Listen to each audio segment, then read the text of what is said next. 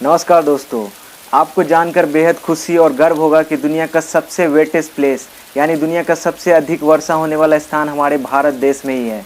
हरे भरे पत्ते, हरियाली से भरपूर घने जंगल, बादलों से ढकी पहाड़ की चोटियाँ, गरजते और लहरेदार झरने, हरी भरी हरियाली से लदी घाटियाँ और कभी न रुकने वाला बारिश की मंत्रमुग्ध ध्वनि, ये कुछ विशेषता है दुनिया के सबसे वेटेस्ट प्लेस माइसेन राम और चिरापुंजी की, जो मेघालय के खासी हिल्स में स्थित है।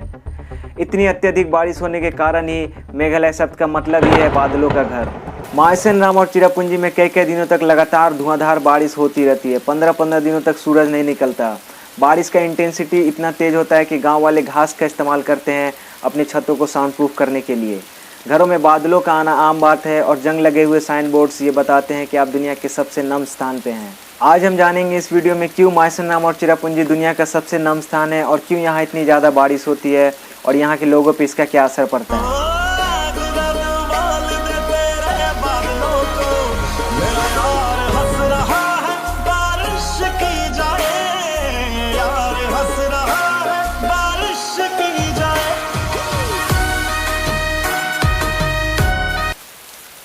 माइसेन राम और चिरापुंजी खासी हिल्स में सी लेवल से 1400 मीटर यानी 4600 फीट की ऊंचाई पे है और ये दोनों शहर एक दूसरे से केवल 10 किलोमीटर की दूरी पे है। चिरापुंजी का एवरेज रेनफॉल है 11,359 मिलीमीटर पर ईयर, जो कि अगर हम इंडिया के एवरेज रेनफॉल से कंपेयर करें तो कई गुना ज़्यादा है। इंडिया का एवरेज रेनफॉल है मात्र 1100 मिलीमीटर पर ईयर। चिरापुंजी को Guinness book of world record का भी खिताब मिला हुआ है एक साल में सबसे सर्वाधिक वर्षा होने के लिए, लेकिन अब ये रिकॉर्ड चला गया है माइसेन राम के पास, जो मार्जिनली अहेड है चिरापुंजी से। यहाँ की एवरेज रेनफॉल है 11,802 मिलीमीटर पर ईयर। तो एक तरह से मार्जिनल कंपटीशन चलता रहता है माइसेन राम और चिरापुंजी के बीच सबसे अधिक वर्षा होने के लिए। शिलोंग चिरापुंजी और माइसेन राम से केवल 40 किलोमीटर की दूरी पे है। इसके बावजूद यहाँ इतनी ज़्यादा बारिश नहीं होती, बल्कि 1/4 भी नहीं होती। शिलोंग का बारिश आप कंपेयर कर सकते हैं इंडियन स्टेट ऑफ केरला से। तो क्या कारण है इसके पीछे, आइए जानते हैं। माइसेन राम और चिरापुंजी में इतना ज़्यादा बारिश होने का कारण है इसका अद्भुत ज्योग्राफिकल फीचर्स। ये दोनों शहर गारो, खासी और जैंतिया हिल से तीनों साइड से घिरा हुआ है। माइसेन राम और चिरापुंजी बे ऑफ बंगाल से बारिश रिसीव करता है। बे ऑफ बंगाल से मेघ उठकर बांग्लादेश के प्लेन एरियाज में लगभग 400 किलोमीटर तक बिना रुके उड़ते हैं। इसके बाद वे खासी हिल से टकराते हैं, जो बांग्लादेश के प्लेन एरियाज के बाद अचानक 1300-1400 मीटर की ऊंचाई तक बढ़ जाते हैं। इन पहाड़ों की ज्योग्राफी ऐसी है कि ये क्लाउड को तीनों साइड से घेर लेते हैं और बादलों को कहीं निकलने का रास्ता नहीं रहता, जिसके कारण ये माइसेन राम और चिरापुंजी के ऊपर ही घने बादल बनकर गिर जाते हैं। मतलब केवल एक साइड ओपन है जिधर से बादल आते हैं और तीनों साइड से घिरा होने के कारण कम एरिया में बादल का डेंसिटी बढ़ जाता है, बादल घने हो जाते हैं और बारिश होती है। पहाड़ों से घिरा होने की वजह से बादल खड़ी ढलानों पर चढ़ने की कोशिश करती है, लेकिन अपर एटमॉस्फेयर में ठंडी हवाएं होने के कारण ये वेपर्स कंडेंस हो जाते हैं, बारिश की बूंदे में कन्वर्ट हो जाते हैं और इस साइड ही बारिश हो जाती है। पहाड़ का वह साइड जो बादलों को फेस करता है उसे विंडवर्ड साइड कहते हैं और इसका अपोजिट साइड जिधर ना के बराबर बारिश होती है उसे लीवर्ड साइड कहते हैं। इस तरह के रेनफॉल को ओरोग्राफिक रेनफॉल भी कहते हैं। चिरापुंजी और माइसेन राम खासी हिल्स के विंडवर्ड साइड में पड़ता है और यही कारण है कि यहाँ इतनी ज़्यादा बारिश होती है, जबकि शिलोंग इतना पास होने के बावजूद इतना रेनफॉल रिसीव नहीं करता, क्योंकि ये खासी हिल्स के रेन शैडो रीजियन यानी लीवर्ड साइड में पड़ता है।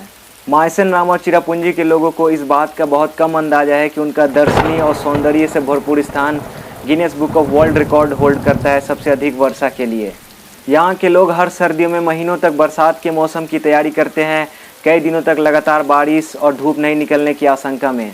वे अपने छतों की मरम्मत करते हैं क्योंकि ज़्यादा बारिश के कारण छत एक साल से ज़्यादा नहीं टिकता। जंगल से लकड़ियों को काटते हैं और जमा करते हैं क्योंकि बरसात के मौसम में ये एकमात्र सोर्स होता है लाइट और खाना बनाने के लिए फ्यूल का। घर का सारा राशन पहले ही खरीद कर स्टोर कर लेते हैं क्योंकि बरसात के मौसम में कुछ ही लोग बाहर निकलेंगे। भारी बरसात में अम्ब्रेला काम नहीं करता तो महिलाएं बैम्बू, प्लास्टिक और एक स्पेशल टाइप का ग्रास का इस्तेमाल करके बरसाती टाइप का रेन कवर बनाते हैं जिसे नूक कहा जाता है। इसका आकार कछुए की ढाल की तरह होता है जिसे सर पे पहना जाता है, जो कि घुटना तक कवर करने के लिए काफ़ी होता है। इन नूप्स को बनाना काफ़ी महीन और मेहनत का काम है और ये गांव की महिलाएं को उलझाए रखता है जब वे बरसात के कारण महीनों तक बाहर नहीं निकल सकते। नूप्स के ग्रास को पहले पानी में डुबाया जाता है, फिर उसे लकड़ी के एक ब्लॉक से चपटा किया जाता है और सुखाया जाता है। इससे घास मजबूत हो जाता है जिससे बारिश से बचने की संभावना बढ़ जाती है। दुनिया भर में आपको स्टील, कंक्रीट और लोहे के बने ब्रिजेस मिल जाएंगे। कई जगह पर तो आपको लकड़ी के बने ब्रिजेस भी मिल जाएंगे। लेकिन चिरापुंजी और माइसेनराम के बारे में खास बात यह है कि यहाँ पे जो ब्रिजेस है वो लिविंग रूट से बने हैं, यानी जिंदा पेड़ों की जड़ों से बने ब्रिजेस। पेड़ों की जड़ें इतनी मजबूती से एक दूसरे में टैंगल हो चुके हैं कि 50 से ज़्यादा लोग भी एक बारी में खड़े हो सकते हैं। ऐसी कई सारी ब्रिजेस हैं माइसेनराम में, कुछ नदियों के ऊपर, कुछ वैलीज़ के ऊपर और कुछ तो डबल डेकर ब्रिजेस भी हैं। और ख़ास बात यह है कि ये सस्टेनेबल है। इतनी ज़्यादा बारिश की वजह से लोहे के बने ब्रिजेस रस्ट करने लग जाएंगे, लकड़ी गलने लग जाएगी, लेकिन ये लिविंग रूट ब्रिजेस बहुत ही बढ़िया तरीके से चलती रहती है।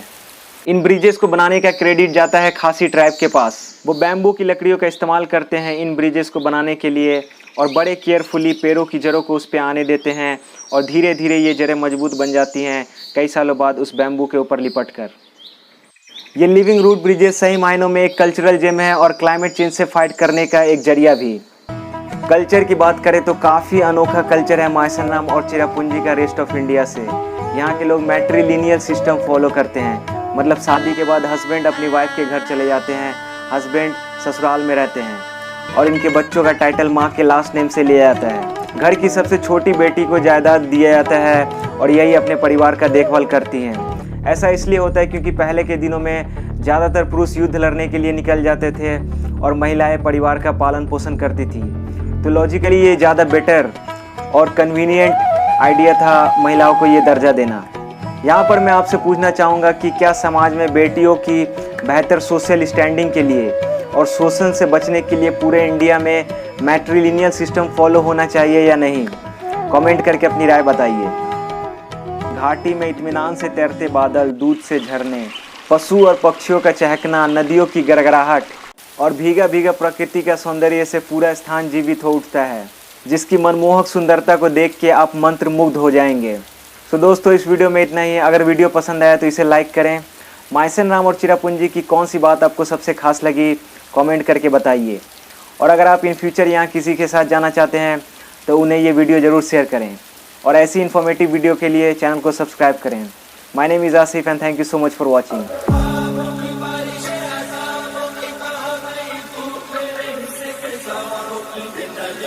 Bye.